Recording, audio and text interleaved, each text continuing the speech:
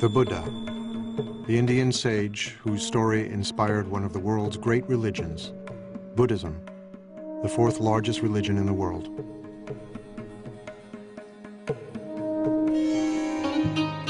He was the son of a king, a pampered prince who abandoned a life of pleasure to seek enlightenment. Even Buddha himself, in order to get final enlightenment, need hard work.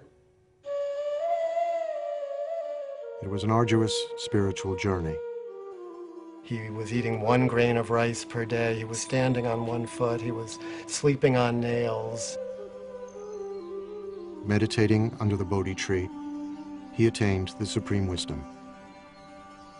There is no knowledge won without sacrifice. In order to gain anything, you must first lose everything. Next, the Buddha.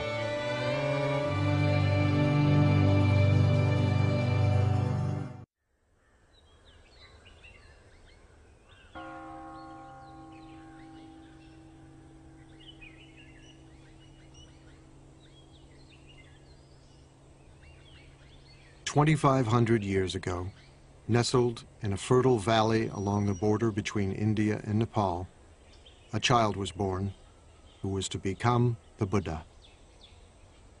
The stories say that before his birth, his mother, the queen of a small Indian kingdom, had a dream.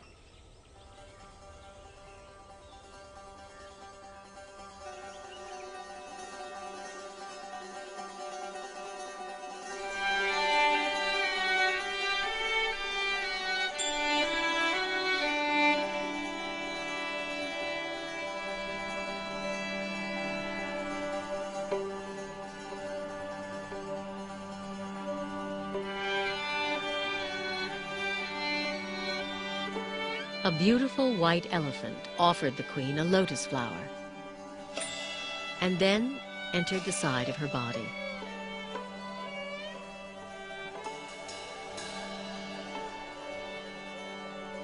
When sages were asked to interpret the dream, they predicted the queen would give birth to a son, destined to become either a great ruler or a holy man.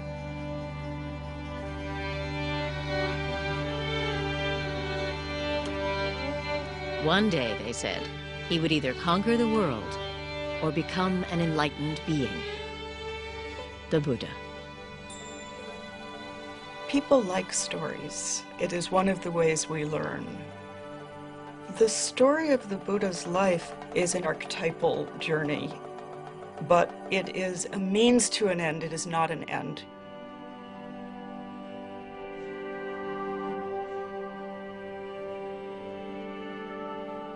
Within 10 months, as a tree lowered a branch to support her, a baby boy was born, emerging from her side.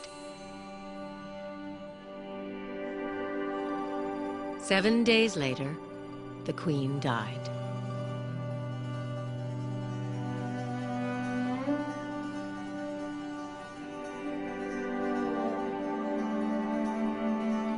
The world is filled with pain and sorrow, the Buddha would one day teach.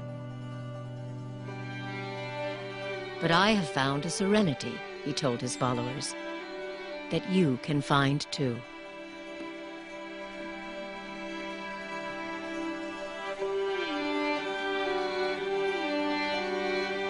Everybody understands suffering. It's something that we all share with everybody else. It's at once utterly intimate and utterly shared. So Buddha says, that's a place to begin. That's where we begin. No matter what your circumstances, you will end up losing everything you love, you will end up aging, you will end up ill. And the problem is that we need to figure out how to make that all be all right. What he actually said was that life is blissful. There's joy everywhere, only we're closed off to it. His teachings were actually about opening up the joyful or blissful nature of reality. But the bliss and the joy is in the transitoriness. Do you see this glass? I love this glass. It holds the water admirably. When I tap it, it has a lovely ring. When the sun shines on it, it reflects the light beautifully. But when the wind blows and the glass falls off the shelf and breaks, or if my elbow hits it and it falls to the ground, I say, of course. But when I know that the glass is already broken, every minute with it is precious.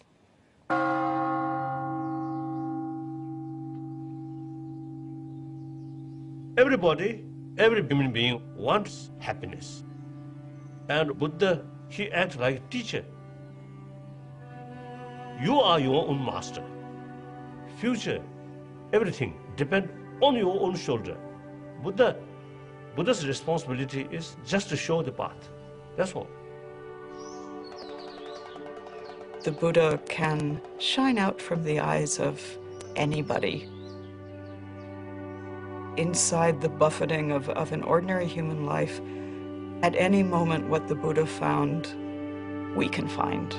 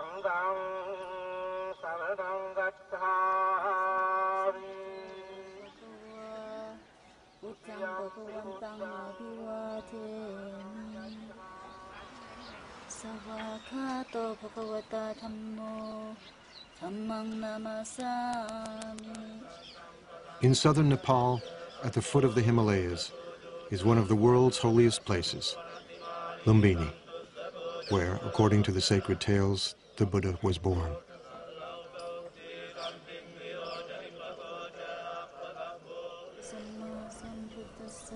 Today, Buddhist pilgrims from all over the world make their way here to be in the presence of the sage whose life story is inseparable from centuries of anecdotes and legends.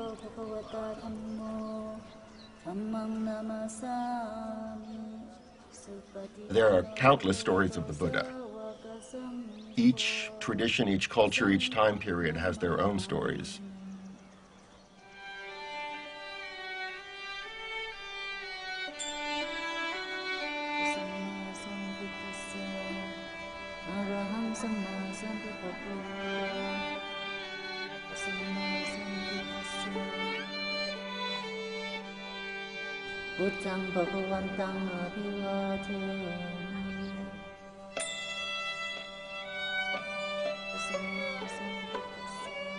We have lots of visual narratives and artwork from all over Buddhist Asia.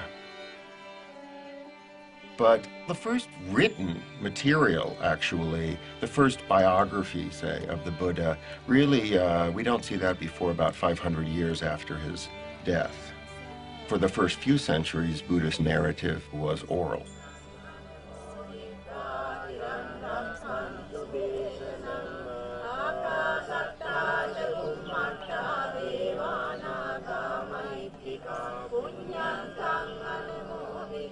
Historically, it is based on something certainly that happened. There must have been someone who corresponded with Gautama Buddha, who we don't know. We don't know how much of it is pure fairy tale and how much of it is historic fact, but it doesn't matter. It touches something that we all basically know. The relevance of it is in the message of the story, the promise of the story. Like any good story, it has a lot to teach. So the story of his life, then, is a beautiful way of telling the teaching. He who sees me sees the teaching, the Buddha said. And he who sees the teaching sees me.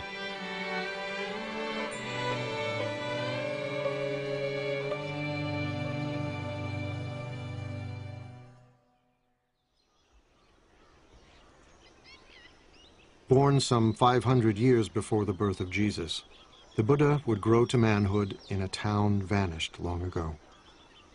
For nearly 3 decades, he would see nothing of the world beyond.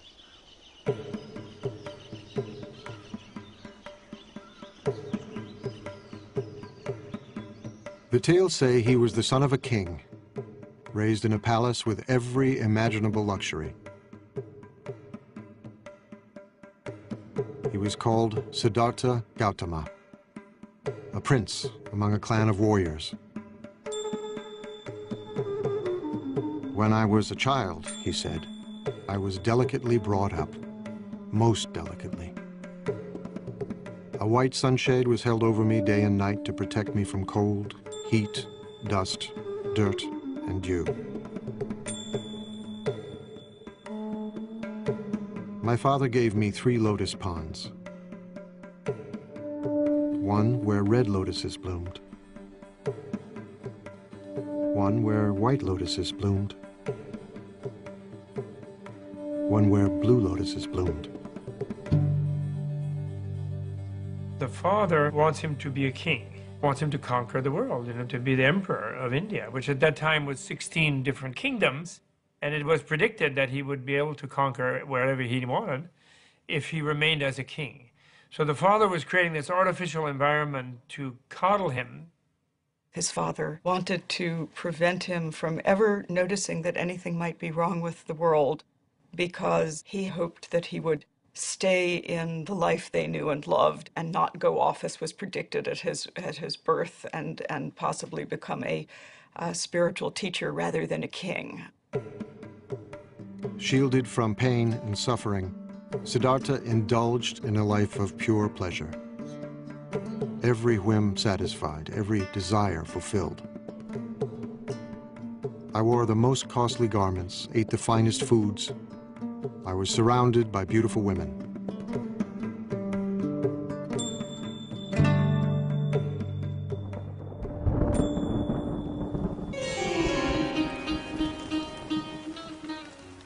During the rainy season, I stayed in my palace, where I was entertained by musicians and dancing girls. I never even thought of leaving.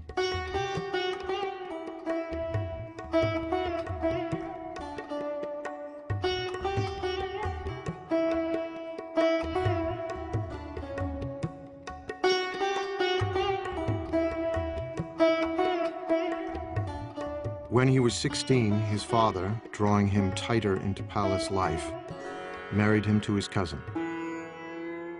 It wasn't long before they fell in love. He was totally in love with her.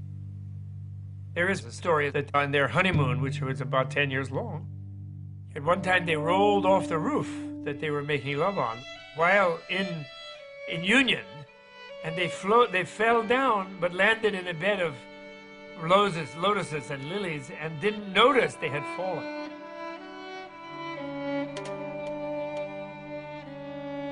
And so, the stories say, he indulged himself for 29 years, until the shimmering bubble of pleasure burst. His father does everything he can to never let him leave, never let him see the suffering that life is. But one day he goes outside and he's traveling through the kingdom, and he has the first of 4 encounters. He sees an old man, and he asks his attendant, and the attendant says, "Oh, that's change. One doesn't always stay young and perfect." Then, on the next tour outside, he sees a sick man and doesn't quite understand what it is. He asks his attendant, and the attendant says, "Oh, that happens to all of us." Everybody gets sick, and don't think you are a prince, you will not get sick. Your father will get sick, your mom will get sick, everybody will become sick. Then he sees that it isn't just the sick person, in fact it's universal, and something is stimulated inside of him, so he keeps getting the chariot driver to take him out, and he sees, horror after horror. And on his 3rd trip outside, he meets a corpse.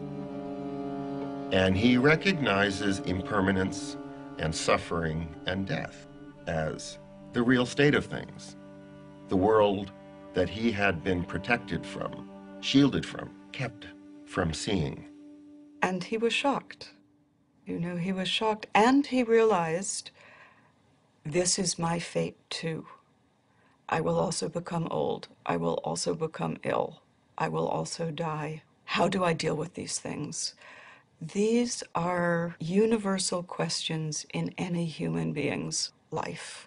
What it's like to be in a body inside of time and our fate, and how do we navigate that? It really is a tale of the transformation from a certain naive, innocent relationship to your own life to wanting to know the full story, wanting to know the full truth. And then the fourth trip outside, he sees a spiritual seeker, someone who has decided to live a life completely other than his life in order to escape from impermanence, suffering, and death. So he has this sort of traumatic encounter with the pain and suffering of life. We try to protect our children. We don't want to let our children see all the pain that's in the world. But at a very early age, at a time before he could remember anything, at a time before there was conceptual thought, he already suffered the worst kind of loss that one could suffer. Suddenly and mysteriously, his mother died when he was a week old. So something tragic happened, right at the beginning. That might be what it takes to become a Buddha, is that you have to suffer on such a primitive level.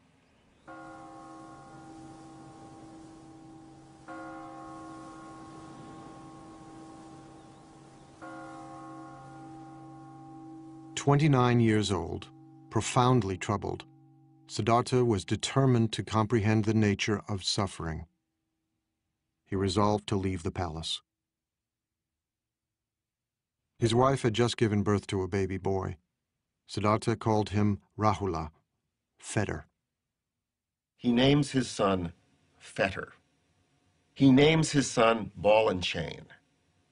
This is the fetter that will keep me tethered to this life.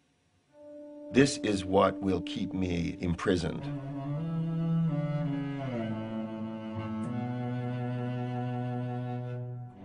Late one summer evening, Siddhartha went into his wife's room. A lamp of scented oil lit up.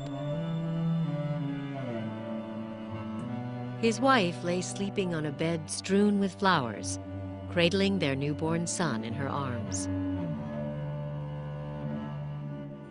He gazed from the threshold, deep in thought. If I take my wife's hand from my son's head and pick him up and hold him in my arms, it will be painful for me to leave. He turned away and climbed down to the palace courtyard. His beloved horse, Kantaka, was waiting. As he rode toward the city's northern wall, he leapt high into the air. Mara, the tempter god of desire, was waiting. You are destined, Mara told him, to rule a great empire. Go back, and worldly power will be yours.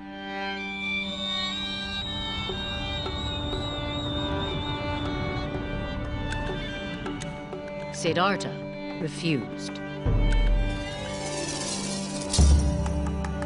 He left grief and probably absolute puzzlement and dismay in the hearts of wife, in the infant son who was innocent and yet was suddenly fatherless, and of course his own father.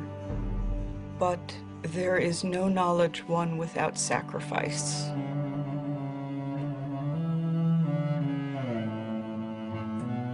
And this is one of the hard truths of human existence. In order to gain anything, you must first lose everything.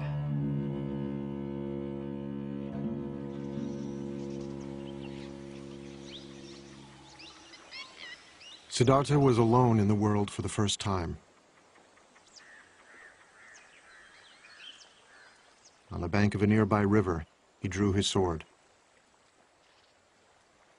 Although my father and stepmother were grieving with tears on their faces, he said, I cut off my hair, I put on the yellow robes and went forth from home into homelessness. I had been wounded by the enjoyment of the world, and I had come out longing to obtain peace.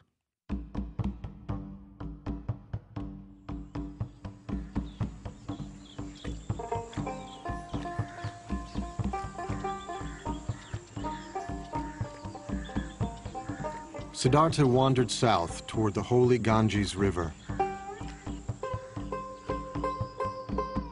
Once a great prince, now he became a beggar, surviving on the charity of strangers.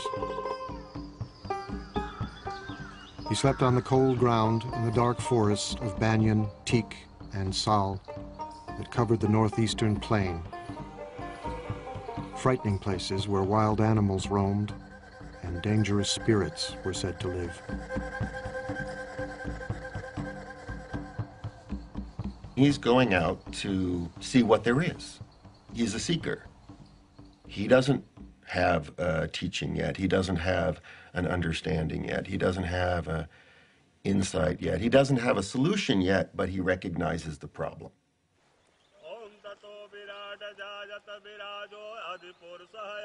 Siddhartha could not expect help from the religion of the time, the ancient Vedic religion, steeped in ceremony and ritual.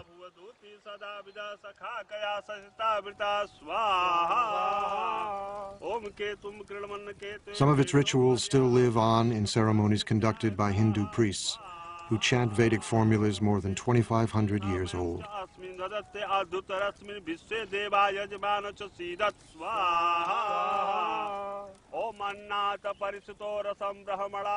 ये जब यहाँ पे सभ्यता का विकास हुआ, आज के करीब हजारों वर्ष पहले, ये जो हम पूजा करते हैं, अपने यज्ञ के विधान से हम अपने देवता और ग्रहों की जो उपासना करते हैं, उससे ये जो संसार में जितने भी प्राणी हैं, उनको सुख प्रदान करते हैं और आध्यात्मिक शांति प्रदान करते हैं।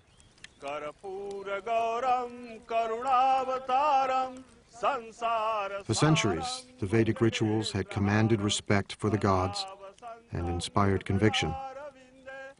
But by Siddhartha's time, the rituals no longer spoke to the spiritual needs of many Indians, leaving a spiritual vacuum and a sense of foreboding. The gods become less important than the rituals themselves. It's a period of great unrest. It's a period of social upheaval, social change. Cities were growing, generating new wealth and spiritual hunger. As one ancient voice cried out in despair, "The oceans have dried up, mountains have crumbled, the pole star is shaken, the earth founders, the gods perish. I'm like a frog in a dry well." A lot of people aren't satisfied with the religion that they grew up in. And when Prince Siddhartha decides to give up his life, he's doing something that lots of other people were doing.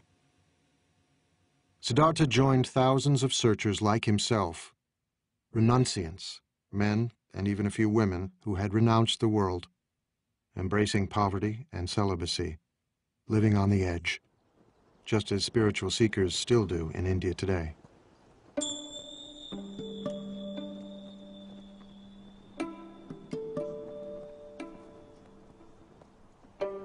Now, at this time in India, there are lots of renunciants out there.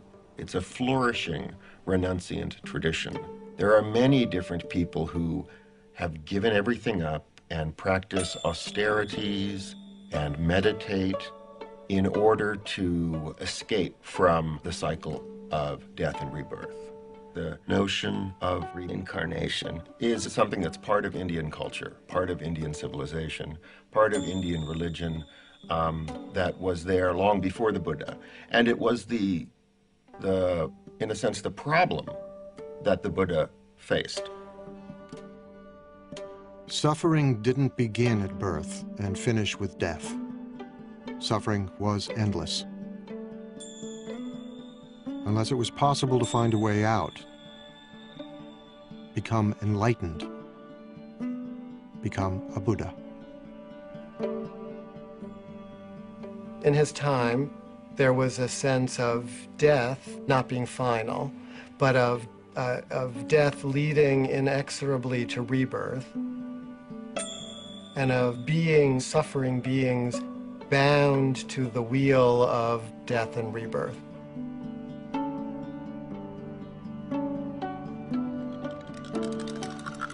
It is said that Siddhartha had lived many lives before this one.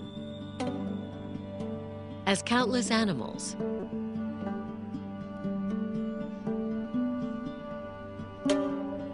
innumerable human beings,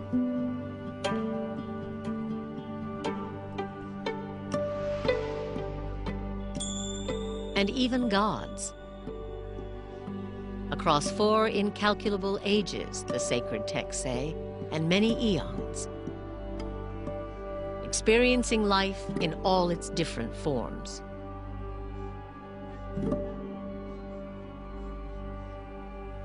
Siddhartha's previous lives, many eons, sometimes as a human being, sometimes as an animal, but then gradually, you see his practice becoming more higher and higher and deeper, deeper.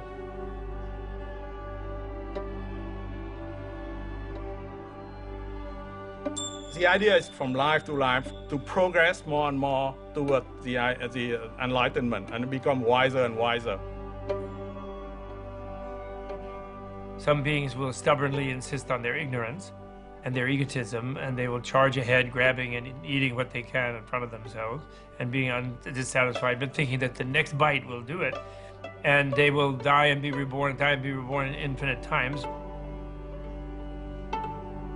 It could take them, billion lifetimes if they're very stubborn, And becoming a Buddha, becoming enlightened, is the only way of getting out of the continual cycle of death and rebirth. Now, rebirth here isn't the popular notion that, my past life I was Cleopatra floating down the Nile or Napoleon. It's as if every life is going through junior high school again, over and over and over.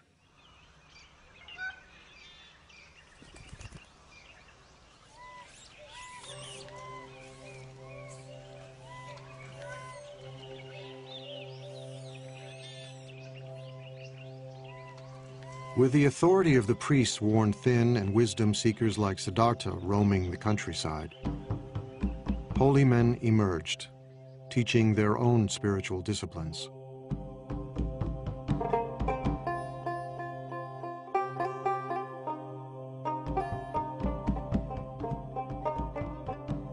Siddhartha apprenticed himself to one of them, a celebrated guru who taught that true knowledge could never come from ritual practice alone. It was necessary to look within.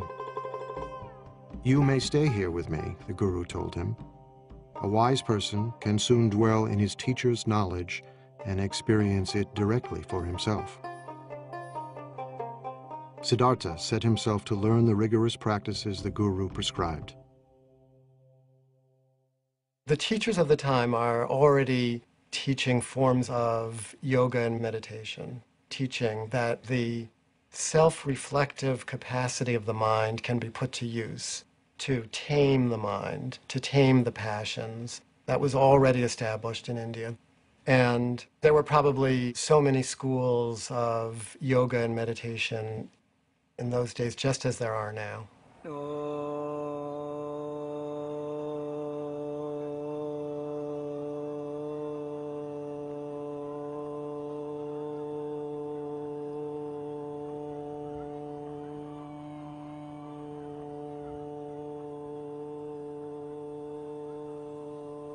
योग केवल शरीर के लिए नहीं है। शरीर के लिए तो अपने आप स्वाभाविक रूप से लाभ मिलता ही है।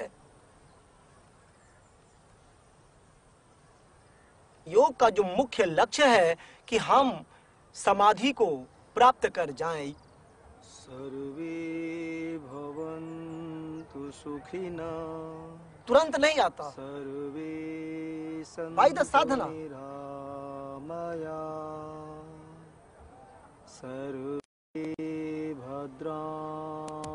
Although yoga appears to focus on controlling the body, it is in fact an ancient spiritual discipline, a form of meditation, harnessing the energies of the body to tame the mind.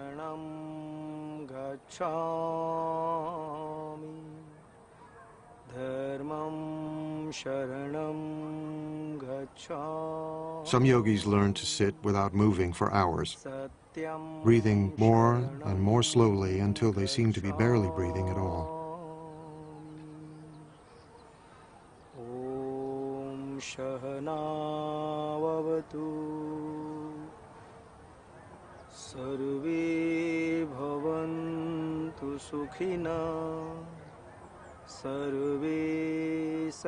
All kinds of trance states are possible through meditation. If you hold the mind, if you concentrate the mind on a single object, be it a word or a candle flame or a sound, it's possible to transport the mind into all kinds of interesting places.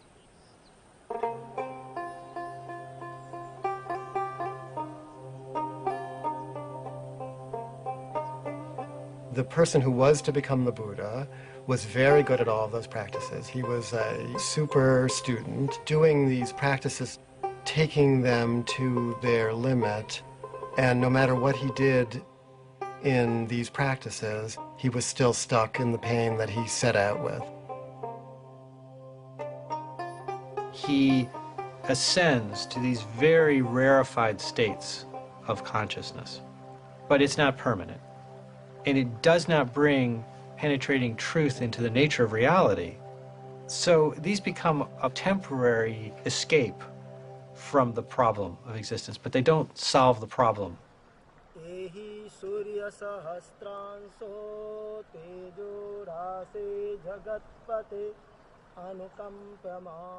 Siddhartha apprenticed himself to another popular guru, but the results were the same.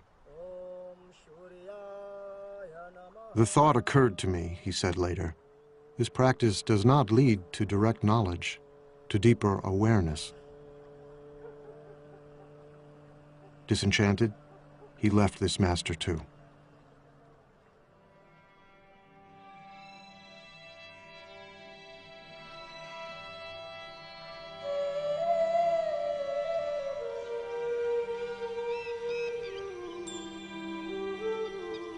Siddhartha continued to drift south, still searching for the answer to his questions. Why do human beings suffer? Is there any escape?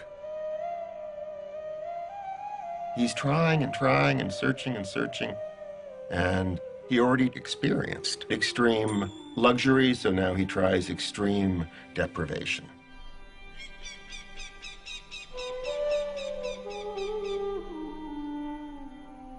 Among the renunciants, asceticism was a common spiritual practice, punishing the body as a way to attain serenity and wisdom. Siddhartha fell in with 5 other ascetics, and soon was outdoing them in mortifying the flesh, subjecting his body to extremes of hardship and pain.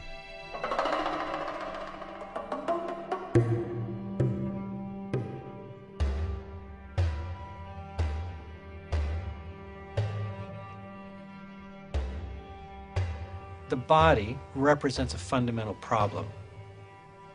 Old age brings a decrepitude to the body. Sickness brings pain and suffering to the body. And death is ultimately the cessation of the functioning of the body. So there was a sense that if you could punish the body sufficiently, you could escape its influence. You could transcend some of the limitations that the body seemed to impose. The ascetic pursues the truth by taking the requirements of survival down to the absolute minimum possible. Barely enough food to stay alive, no protection from the elements, no heat. Sit in the cold, sit in the rain, meditate fiercely for all the hours of awakening. The step of renunciation, of shedding everything, of dying, the feeling that one is dying to one's life as it was, is essential to being reborn as someone who sees.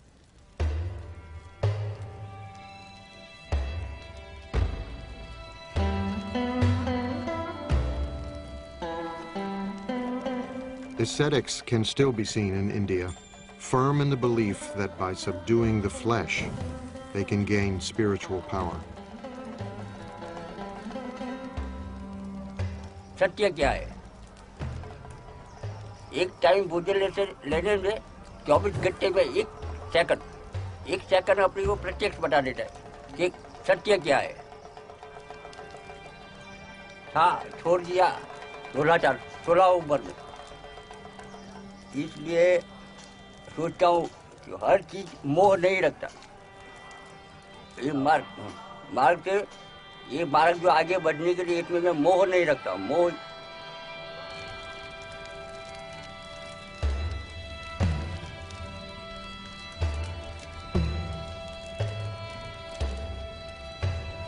Emaciated, exhausted, Siddhartha punished himself for 6 years, trying to put an end to the cravings that beset him.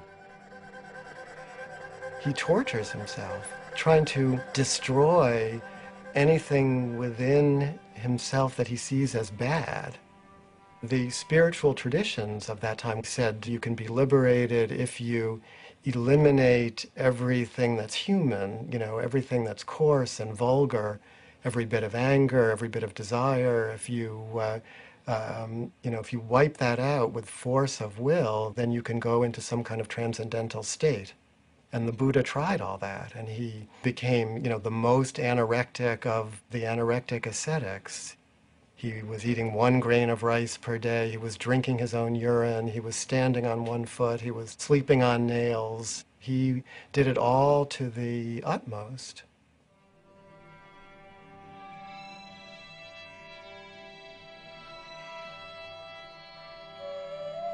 My body slowly became extremely emaciated, Siddhartha said. My limbs became like the jointed segments of vine or bamboo stems. My spine stood out like a string of beads. My ribs jutted out like the jutting rafters of an old abandoned building.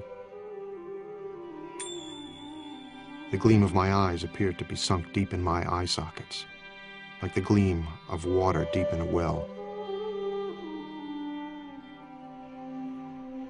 My scalp shriveled and withered like a green bitter gourd, shriveled and withered in the heat and wind.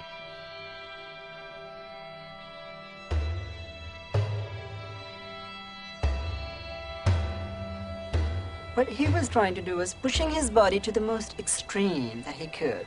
But then he realized that from that, he cannot gain what he wants.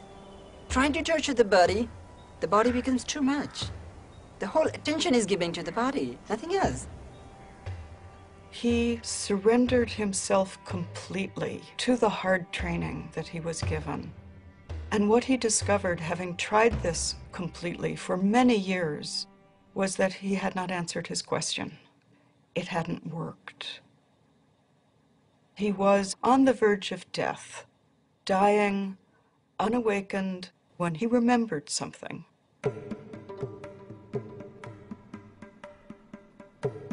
He remembered a day when he was young and sat by the river with his father, and the perfection of the world as it was simply gave itself to him. Years before, when Siddhartha was a small boy, his father, the king, had taken him to a spring planting festival.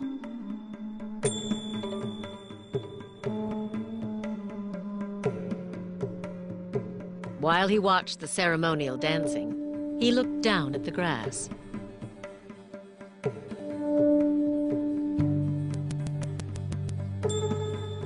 He thought about the insects and their eggs, destroyed as the field was planted. He was overwhelmed with sadness. One great taproot of Buddhism is compassion, which is the deep affection that we feel for everything because we're all in it together, be it other human beings, other animals, the planet as a whole, the creatures of this planet, the trees and rivers of this planet. Everything is connected.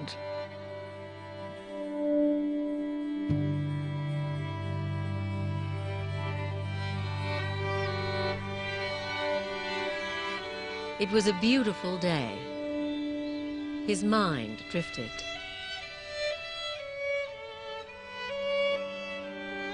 As if by instinct, he crossed his legs in the yoga pose of meditation. And the natural world paid him homage. As the sun moved through the sky, the shadows shifted. But the shadow of the rose apple tree where he sat remained still. He felt a sense of pure joy. The joy that he found is in the world that is already broken. It's in this transitory world that we're all a part of. And the fabric of this world, despite the fact that it can seem so horrible, the underlying fabric of this world actually is that joy that he recovered. That was his great insight. But, he says, I can't sustain a feeling of joy like this if I don't take any food, so I better eat something. And then at that moment, a village maiden mysteriously appears carrying a bowl of rice porridge. And she said to him, "Here, eat." That moment of generosity and release, when he accepted the rice, was a decision towards life. It was what in the Christian tradition might be called grace, that you cannot do it completely on your own. And in Christianity, the grace comes from the divine. In the story of the Buddha, the grace comes from the ordinary kind heart of a girl who sees somebody starving and says, "Eat." And there's something beautiful. Whenever I remember that story, it makes me so happy because I see the heart of Buddha as the person he was, like the Siddhartha.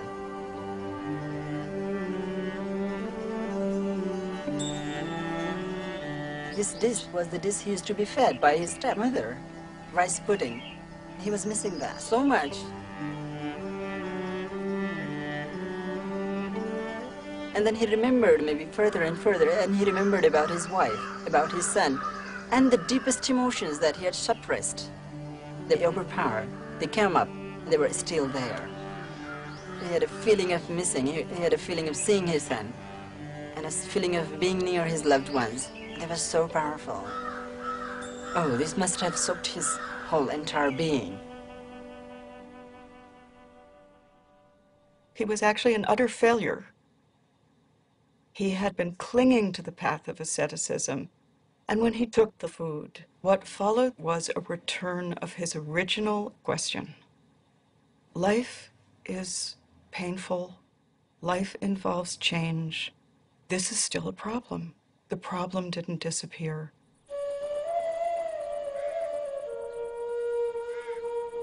It wasn't long before the ascetics who had been Siddhartha's companions found him eating and turned away in disgust.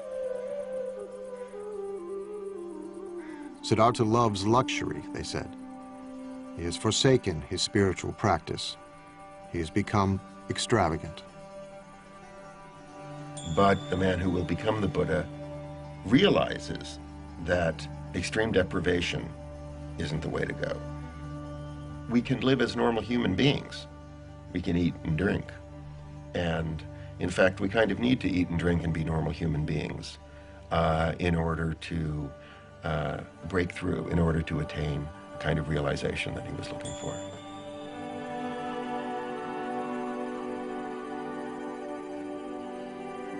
Siddhartha had put his faith in 2 gurus. They hadn't helped him. He'd punished his mind and body. That had almost killed him. Now, he knew what he must do. To find the answer to his questions, he would look within and trust himself.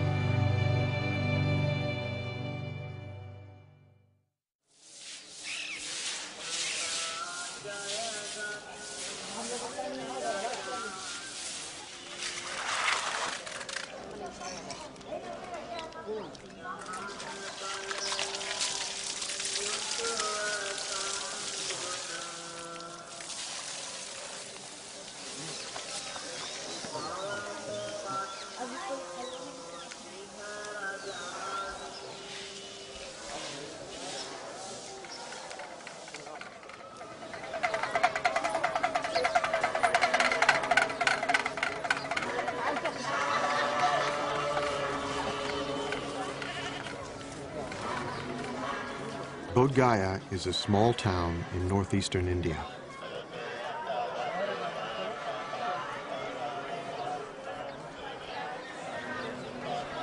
Throngs of pilgrims have come here from all over the world for more than 16 centuries.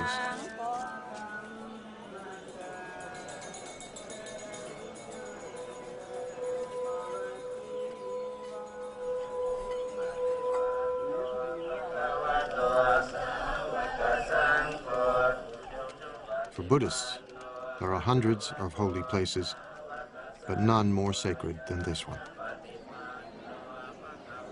Bodh Gaya is the sacred point from which the Buddhist faith radiates.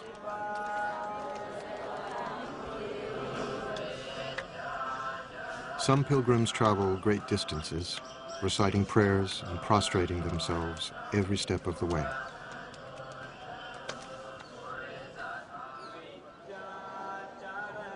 It is their Mecca and Jerusalem.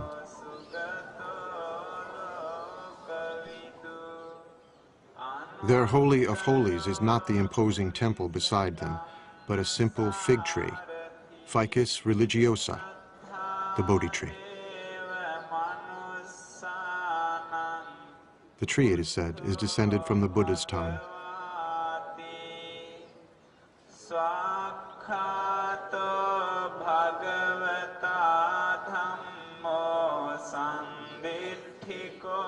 Every pilgrim knows the story of how Siddhartha, after accepting the rice milk from the young girl, put aside the rags he was wearing, bathed himself in a nearby river, and strengthened, sat down in the shade of the Bodhi tree and began to meditate. It was springtime. The moon was full. Before the sun would rise, Siddhartha's long search would be over. He sat down under a Bodhi tree in the shelter of the natural world in all of its beauty and fullness. And he said, "I will not move from this place until I have solved my problem. Let my skin and sinews and bones dry up, together with all the flesh and blood of my body," he said. "I welcome it. But I will not move from this spot until I have attained the supreme and final wisdom." All at once, Mara, Lord of Desire, rose to challenge him.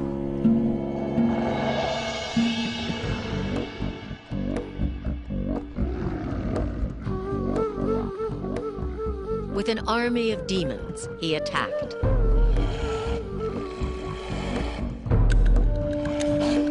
Siddhartha did not move, and their weapons turned into flowers.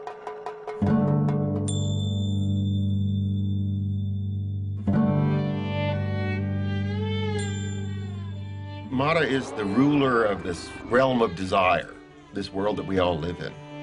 And what he's afraid Siddhartha is going to do when he attains enlightenment and becomes the Buddha is conquer that world. That is, he's going to do away with desire. He's going to wreck the whole game. Mara did not give up. He sent his 3 daughters to seduce him.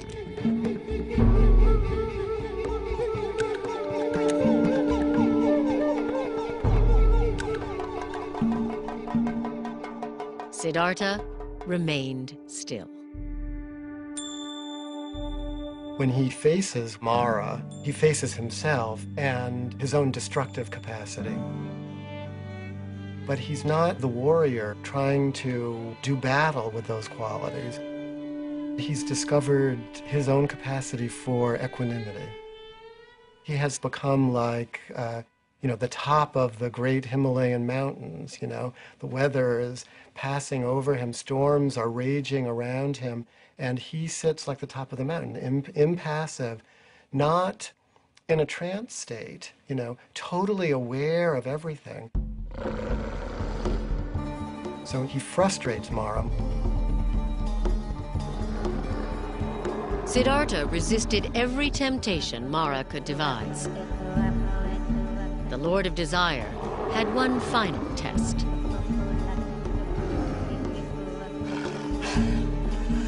He demanded to know who would testify that Siddhartha was worthy of attaining ultimate wisdom, and his demon army rose up to support him.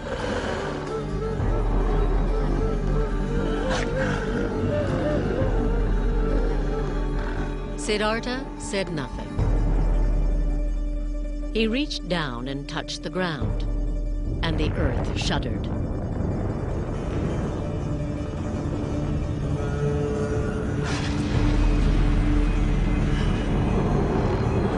Mara's demons fled.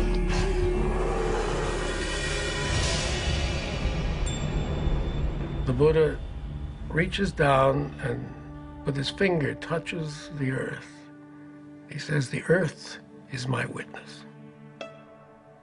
He said, "Mara, you are not the earth. The earth is right here beneath my finger." And the earth is what we're talking about. Accepting the earth, not owning the earth, not possessing the earth, but the earth just as it is, abused and exploited and despised and rejected and plowed and mined, spat on, and everything else, it's still the earth, and we owe everything to it.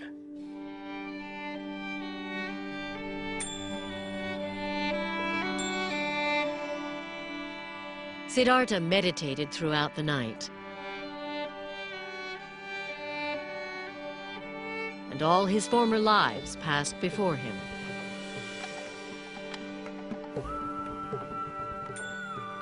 He remembers all his previous lives, infinite numbers of previous lives. Female and male and every other race and every other being in the vast ocean of life forms. And he remembered that all viscerally, so that means his awareness expanded to be all, so that all the moments of the past were completely present to him. He gains the power to see the process of birth, death, and rebirth that all creatures go through. He's given this sort of cosmic vision of the workings of the entire universe.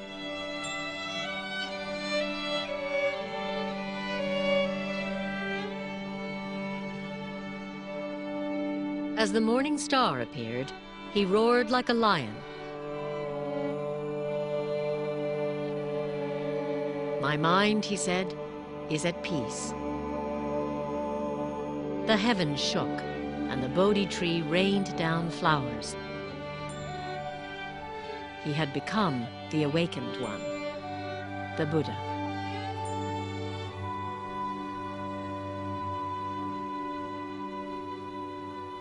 Something new opens up for him, which he calls nirvana, or which he calls awakening.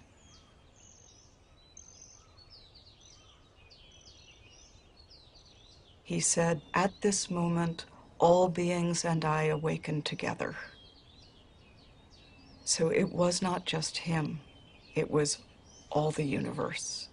He touched the earth, as earth is my witness. Seeing this morning star, all things and I awaken together. It's not like entering a new state. It's uncovering or surrendering to the reality that has always been there. He realized he'd always been in nirvana, that nirvana was always the case. Your reality itself is nirvana. It's the unreality, it's your ignorance that makes you think you're this self-centered, separate being trying to fight off an overwhelming universe.